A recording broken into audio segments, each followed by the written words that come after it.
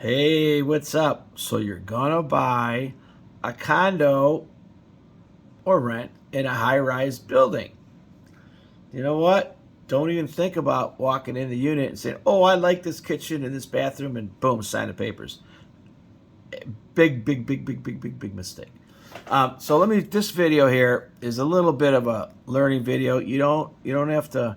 Um, if you get an inspector, he's not going to tell you all this stuff. He's going to tell you that you have a reverse polarity, or the window doesn't lock, and the dishwasher's old, and the refrigerator ice maker don't work, and the ceiling was repaired because the upstairs guy overflowed his tub. Yeah, he'll tell you all that stuff.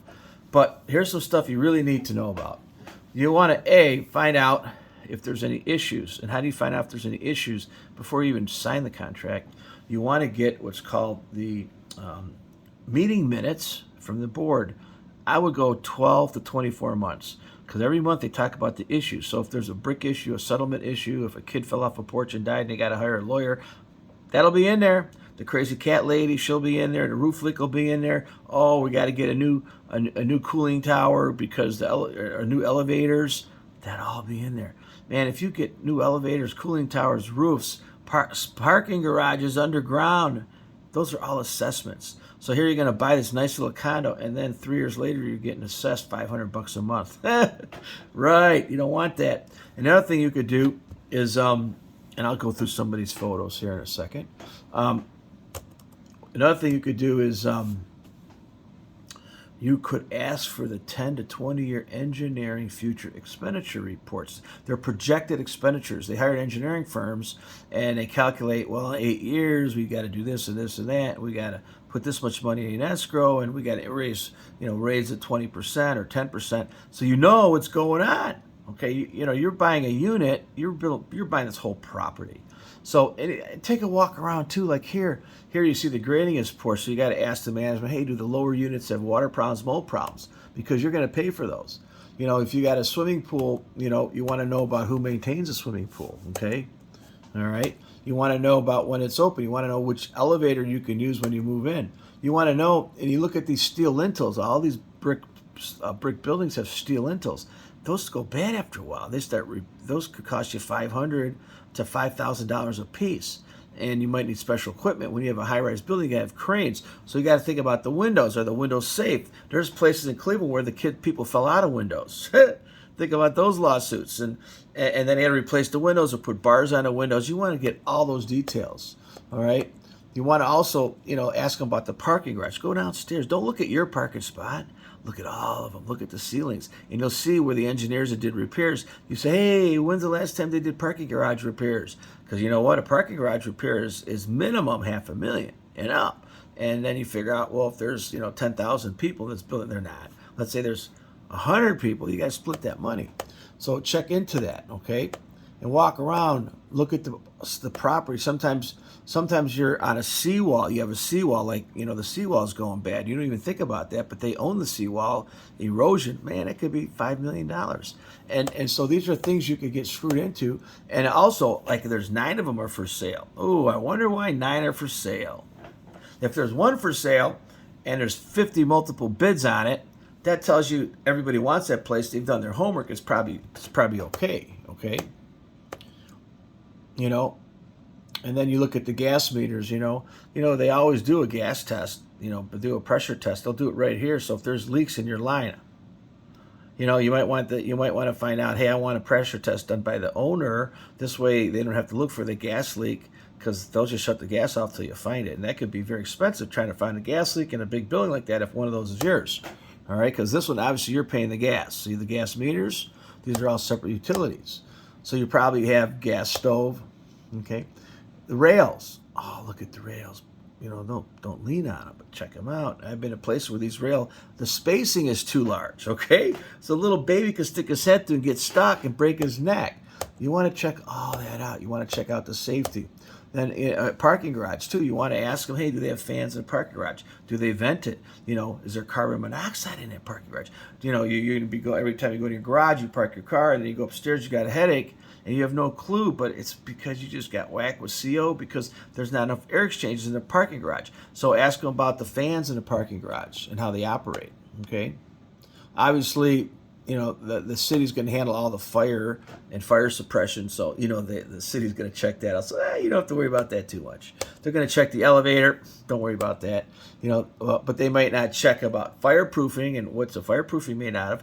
Back in the days, they used zonolite, which is asbestos. Now you got fireproofing above your garage, dropping on your garage. Hey, or the garage leaks. Check it out. The garage walls. Check them out. Take a quick. You can't.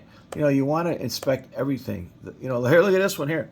This garage is located in there's a yard above it. There's soil on top. How do you find the leak? Oh man, it's not cheap. You got to dig all that dirt up, man. If maybe there's a tennis court up there. I don't know what's up there. I do know what's up on this one, but you want to check the ceilings, and then you ask, hey, how are you going to fix this? And they may say, well, we don't fix it. There's a fan that's for exhausting the parking garage. You can't go down there and you get sick in your parking garage. Now, a good sign would be, let's say it was one of these places where they had a guy that washed cars, and he was always there all the time. You know what? If he was getting sick, he wouldn't be there, right? They would fix the problem. He'd complain about it. But most of them don't have these guys. They don't have the bird test. What do you call it? Canary in a coal mine. He's the canary in the garage, right? And of course, there's heating. You don't have to worry about that. Asbestos, most of the asbestos that's going to be on the hydronic pipe is going to be in your walls, not in your apartment. I wouldn't be worried about it unless it was falling on your car or getting in your car. And so windows are a big deal. The siding also. I mean, the brick looks okay, but a lot of times they don't put weep holes in the brick. They don't have proper. They don't have proper expansion, so it cracks. And but if it's an older building, they probably got answers for all those questions. The heat ducts also. Another thing is a lot of the bathrooms, they're all intermingled. So sometimes, you might smell somebody's cooking. That's an issue. So always find out, can you smell the other people's rooms or their units? If there's intermingling, dryer vents sometimes are intermingled. When you got other people's connected to the same dryer vent. Another thing is, where's your dryer vent? If you have one, how long of a run is it? Who cleans it? Because if it's more than 25 feet minus its 90-degree bends, you're going to have problems with the dryer vent. And you want to see if you're responsible for it. So check that out. Roof, hey, you don't have to get on a roof, but you can read the meeting minutes, and if there's a roof issue, guess what? It'll be on the meeting minutes. Oh, they need money for a $350,000 roof. Where's your air conditioner at? Oh, it's on the roof. You're buying it. We don't let you up on the roof. Wait a minute. How old's my air conditioner? If this thing is 10, 15 years old, you're going to need a new one, and then you got to run a new suction line. Usually it goes down a chase somewhere, okay, and also, when it runs down the chase, it's going to cost money. How you get the air conditioner up there? So if the air conditioner costs $3,000 in a normal house, this is going to cost $5,000, okay? Because they got to bring it up. What if they got to bring it up on a crane? It doesn't fit through the door that goes up there. All these questions, man, you got to ask these questions. And how old is the air conditioner? When was it last replaced? And the air conditioner, you're probably responsible for it. And there's a lot of small things, too, that you could look for, like how old is this roof? You don't know. You don't know if this roof leaks. It's old.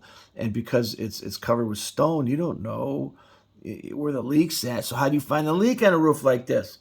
You got to hire an airplane company with thermal imaging, maybe. Or you got to use nuclear densimeters, maybe. Whatever it is, it's not going to be cheap, okay? And here's all exhaust fans, okay? Look at your electrical, too. A lot of these electrical systems had defective electrical Federal Pacific panels, Zenko panels. There's a couple different ones. So look at the electrical panel and then get on the internet and see if it's a problem panel. Because, like here, you can see this is improperly wired. This wire here is a reverse polarity. See that neutral and hot. Now, that's not necessarily a bad electrical panel, that's just bad wiring, but that tells you who wired it. Electricians don't make these kind of mistakes. Check it out, okay? Oh, another big one is you look at the tiles and look at the pans and the showers and look at the ceiling in your bathroom. That will tell you if the people upstairs leak down, if you leak down, and then call your insurance company, see if you need what kind of insurance you need, because you may need special insurance. What if you flood the guy downstairs because your dishwasher overflowed and you ruined his $50 million piano. Hey, you better have insurance. Up and down leaks, okay? Also look at the shower enclosures, because if they're bad, you're going to have to redo a shower. And we know bathrooms aren't cheap today, okay? Shower pans are bad. Old pans, it can cost you $3,000, okay? And how are the exhaust fans? Are they connected? Are they intermingling with other units? Okay. See the rusty water? Wonder why. Galvanized pipes in the walls, right? Who's going to pay to fix that? Look at that rusty one. Isn't that nice? Could also be your water heater. Oh, water heater. Is it your water heater, or are you sharing a water heater? And if it's a community water heater because they're paying for the water, then you want to know how many old people or young people live in it, because everybody gets up in the morning and leaves at the same time. You're not getting any hot water. If it's a mixed building, it'll be okay. You're not going to run out of hot water. So think about who's in the building, okay? Then they get into the whole pet thing too. We're not going to get into that. Some places don't permit pets or certain size pets. Okay, so dryer vents are a big deal. You know, another big deal is make sure that your ice makers don't leak, because they're going to damage the people down below. Okay, now this is all the interior stuff. You know what? I'm not going to do a home inspection here. You could do this yourself. Your inspector can do it yourself. So doors are big. Sliding doors are big. Windows are big. And siding is big. So anyways, this is just so if anything out of this video, you get, oh, by the way, before I go to the 4 things you want to make sure you do, I have a service for any house problem, any question you have, any issue you have that somebody can't solve, or you want a second opinion on, or you want me to proofread something, or somebody ripped you off on gutters. It doesn't matter. Anomalies, stains, moisture, mold, environmental issues. Just Google "Call Marko with a question." M-E-R-K-O. Call Marko with a question. You can also find me all over the internet. Just punch up Clevelandmarko. One word, Clevelandmarko. That's my nickname. Also down below, I have some links on Amazon. A lot of times I got stuff on videos pertaining to on Amazon. And if you want to buy something today on Amazon, just go to one of my links, click on it, type in at the top what you want. I'll get like 1%.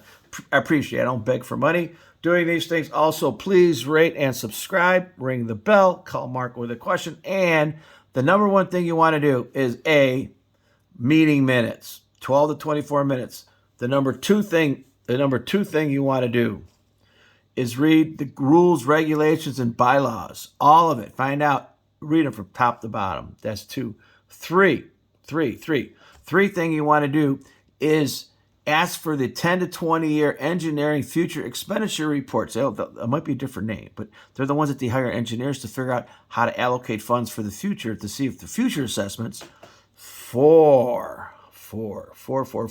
That's the one you call your insurance company and get a CLUE report, C-L-U-E report. That tells you if they have any insurance claims on this unit, because you want to know, is a sewer problem, is there an odor problem, is there an ice dam problem, is there, a tree issue problem, was there a fire there? Who knows? Those are the 4 things you do. Then watch my video, and I gave you about 20 more things to check out. And then, of course, hire your little home inspector, and he can run around with a little electrical tester that probably your realtor is going to refer to you. So he's never going to find anything bad. Of course not, because the realtor referred to your home inspector. Think about that for a minute. Maybe he gives them like chocolates for Christmas. Anyways, hey, thanks for coming on. Call Mark with a question. Rate, subscribe, share, and ring the bell for future videos.